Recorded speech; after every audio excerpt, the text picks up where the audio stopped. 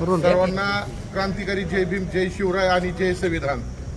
काल मनुस्मृतीच्या माध्यमातून जे मनुस्मृती दहन करण्याचं काम चाललं होतं त्यामध्ये जितेंद्र आव्हाड यांनी डॉक्टर बाबासाहेब आंबेडकरांचा फोटो फाडून समस्त बहुजनांचे मन दुंकवलेले आहेत. त्या संदर्भात आणि या देशामध्ये या राज्यामध्ये मनुस्मृतीच्या माध्यमातून जे धडे शिकवले जाणार आहेत ते सुद्धा या ठिकाणी बंद करावेत आणि त्याचा विचारही करू नये शासनाने. कारण ज्या संविधानाने आपल्याला मूलभूत अधिकार दिलेले आहेत, माणूस म्हणून जगण्याचा अधिकार दिलेला आहे, त्याच्या माध्यमातून आपण सर्वांना स्वातंत्र्य आहे, जेणेकरून महिलांना त्याच्यामध्ये भरपूर स्वातंत्र्य दिले गेलेलं आहे.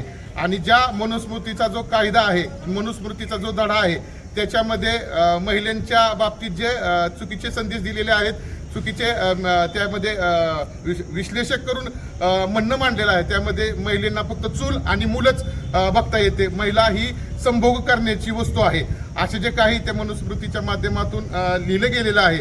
तर असे जर धडे या पाठ्यपुस्तकामध्ये मुलांना शिकवण्यासाठी जर आले तर नक्कीच याच्या माध्यमातून मोठा उद्रेक होऊ शकतो. त्यामुळे आमच्या या फलटण शहरामध्ये आम्ही सर्वजण, भाजप असेल, RPI असेल, शिवसेना असेल, आझाद समाज पार्टी असेल, कामगार संघर्ष संघटना असेल व सर्व माजी नगरसेवक या ठिकाणी आम्ही त्या घटनेचा निषेध म्हणून फलटणचे प्रांत अधिकारी यांना पत्रव्यवहार केलेला आहे, निवेदन दिलेलं आहे आणि गुन्हे दाखल करण्याची आम्ही मागणी केलेली आहे.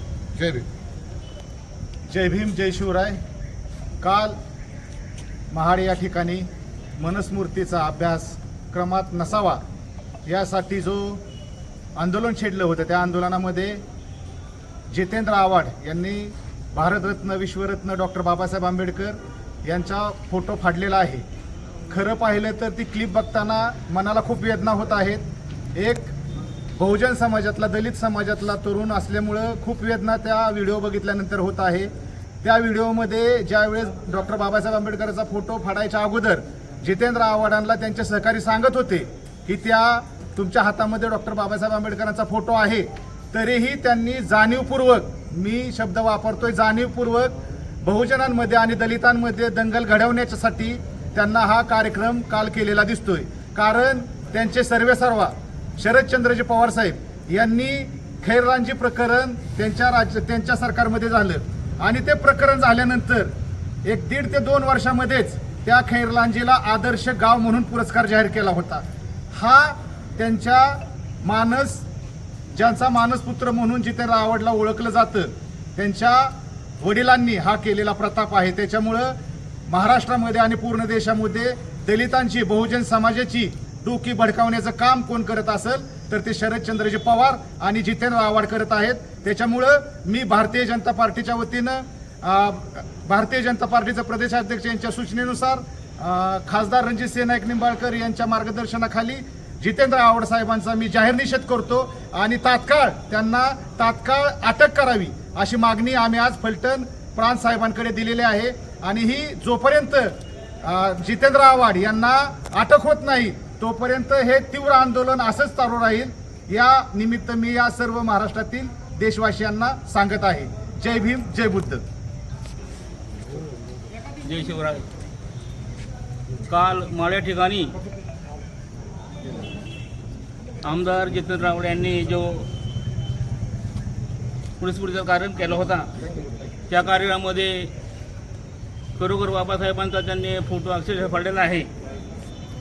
20 मार्च 1927 साली बाबासाहेबांनी संघर्ष केला महाडमध्ये, पाण्यात सत्याग्रह केला पाण्यासाठी, आणि त्या पवित्र भूमीवरती बाबासाहेबांचा फोटो फाडणं ही अत्यंत महाराष्ट्राला लाजवणारी गोष्ट आहे. आणि या घटनेचा महाराष्ट्रभर निषेध होत आहे. आज आम्ही या फलटण शहरामध्ये देखील सर्वपक्षीय त्यांचा आम्ही निषेध करतो आणि रिपब्लिकन पार्टी ऑफ इंडिया आठवड्याच्या वतीने त्यांचा आम्ही जाहीर निषेध करतो. जय भीम, जय मनुमत. जय शिवराय, जय भीम.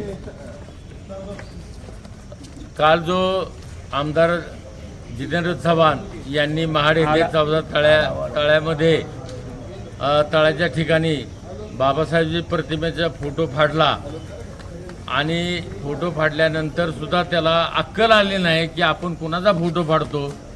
तरी जितेंद्र आव्हाड यांना शासनाने कठोर शिक्षा करावी आणि अटक करावी. आणि त्याला अटक करावी. आणि ज्यांनी संविधान जाळलं दिल्लीत, ज्यांनी संविधान जाळलं, मी आवाहन करतो भारतीय लोकांना की ज्यांनी संविधान जाळलं त्याचं नाव आणि पत्ता द्यावा मला, म्हणजे मी त्याची गाठ घेणार आहे.